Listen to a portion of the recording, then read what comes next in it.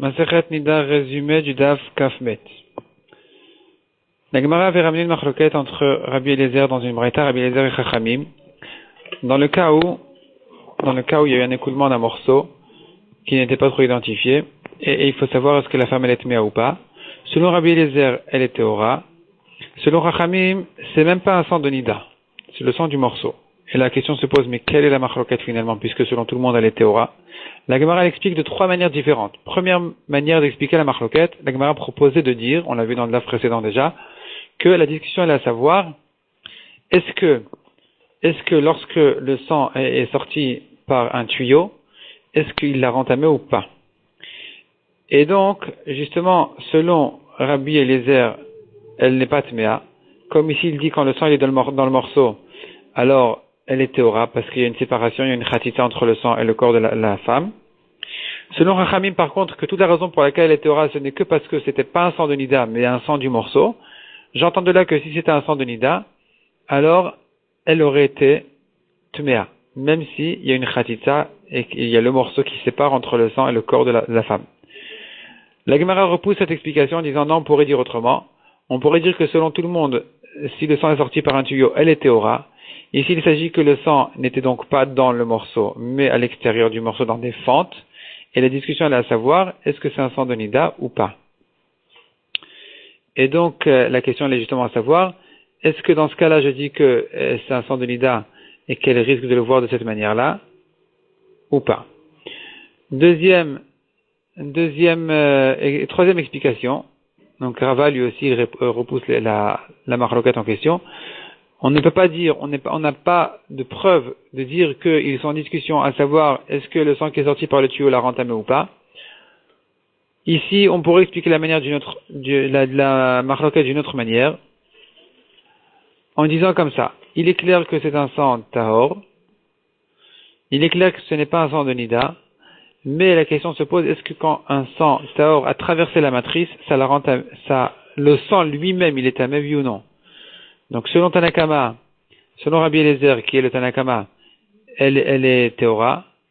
Selon Tanakama, la femme, elle est théora, oui, mais le sang, il est tamé parce qu'il a traversé la matrice. Selon Rabbi Eliezer, elle est théora, et le sang aussi, il est tahor. Parce que le fait qu'il ait traversé la matrice ne le rend pas tamé, puisque ce n'est pas un sang de Nida. Deuxième sujet, la Gemara pose une question qui ressemble à celle-ci. Quel est le cas chez un homme? Quel est le din chez un homme dans le cas où son écoulement n'est pas sorti vraiment de lui-même du corps naturellement, mais par une intervention, il a rentré un morceau de bois dans son corps et il a sorti de là-bas un petit peu de la touma en question. Est-ce que ça le rend tamé de cette manière-là, oui ou non? Et la Gemara dit, mais de toute façon, il devrait être tahor, parce qu'il n'y a pas de quantité suffisante de touma pour le rendre tamé. Sous-entendu, il n'est tamé que parce que il a touché la touma, et pas en tant que touma qui est sorti de son corps.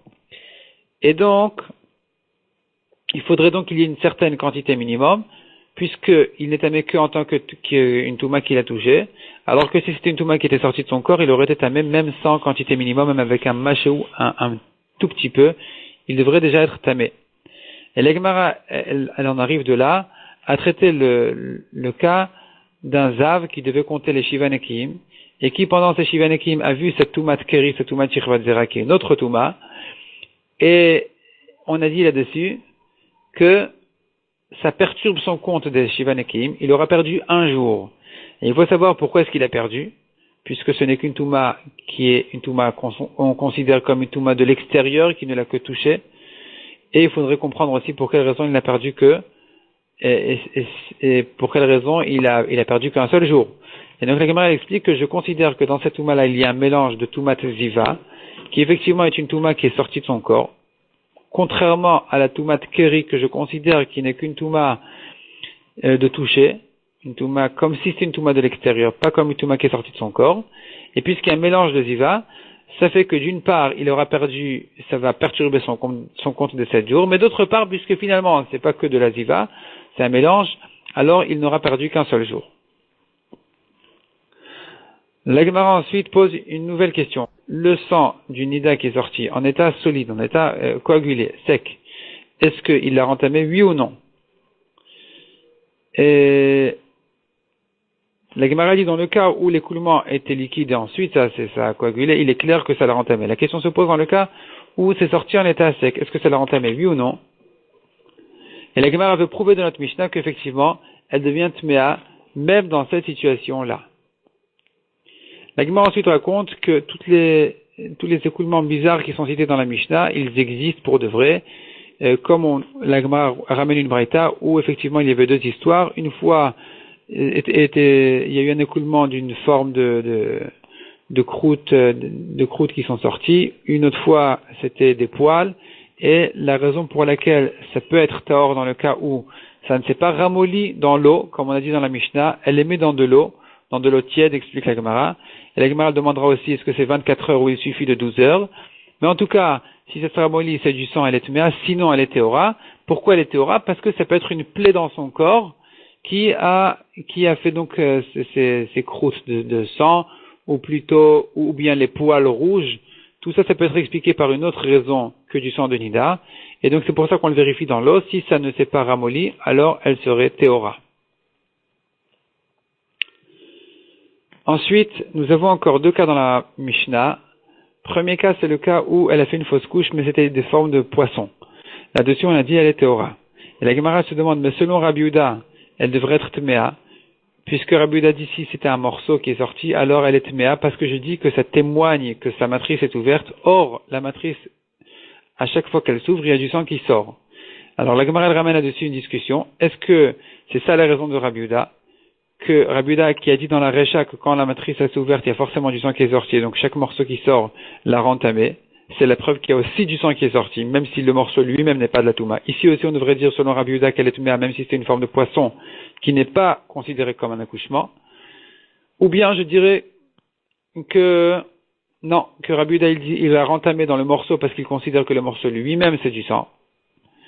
Mais si c'était pas un morceau, si c'était pas du sang lui-même, comme dans ce cas-là où il y a une forme spéciale de poisson qui ne peut pas être du sang, parce que le sang quand il sort en état de morceau, il ne prend pas de forme spéciale. La forme spéciale est la preuve que c'était une fausse couche ça devrait être une naissance. Dans ce cas-là, Rabbi Yehuda dira qu'elle est théora. Et donc il n'y aura pas de discussion ici entre Chachamim et Rabbi Yehuda. Et enfin, dans la Mishnah, on a vu encore une fausse couche d'une forme de BMA, d'animal. Là-dessus, on a vu une machloket dans la Mishnah, à savoir, est-ce que c'est considéré comme un accouchement elle lui donne des jours de Touma et de Tahara, ou non. Et elle n'a pas de jours de Touma et de Tahara après cette fausse couche-là. La Gemara explique quelle est la raison de la machloket. Pour quelle raison, selon Rabbi Meir, alors on fait la différence entre les poissons et les animaux, en disant que les animaux, ça leur entamait pas les poissons. Répond la Gemara parce qu'on a une Xera Shava, qui met en rapport donc la création de l'homme avec la création des animaux, puisque leur création se ressemble, alors on peut apprendre de l'un à l'autre. On peut apprendre de l'un à l'autre en disant que la création de l'animal, donc autrement dit la naissance, la fausse couche d'une forme d'animal est considérée comme une fausse couche d'un homme qui lui donne des jours de Touma et de Tahara. Tandis que selon Chachamim, on ne fait pas cette Xera Shavala. De là la Gemara en arrive à en réalité demander, mais dans les poissons aussi, on a une Xera Shava entre la création de l'homme et des poissons, et la Gemara dit non, il y a une différence. C'est que la Xera Shava entre l'homme et les poissons, c'est une Xera Shava qui n'est libre que d'un côté. C'est-à-dire que la notion de création de poissons n'est pas répétée dans la Torah, c'est pas un mot en trop qui nous servira pour la Xera Shava. Tandis que la Xera Shava entre les animaux et les hommes est une Xera Shava qui est libre de deux côtés. Donc la notion de création des hommes, elle est répétée deux fois, des animaux aussi. Et donc puisqu'on a une fois de libre et chez les hommes et chez les animaux, on peut l'utiliser pour Xera Shava, pour dire que la forme d'un animal c'est comme la forme d'un être humain, c'est ce que pense Rabbi Meir, que dans ce cas-là aussi, elle est tméa. Malgré que pour les poissons, tandis que les poissons, je ne fais pas cette Xera Shava-là, puisque la Xera Shava dans ce cas-là n'est pas libre du côté poisson que du côté homme, et donc dans ce cas-là, effectivement, je dirais que si c'était une forme de poisson, elle est théora.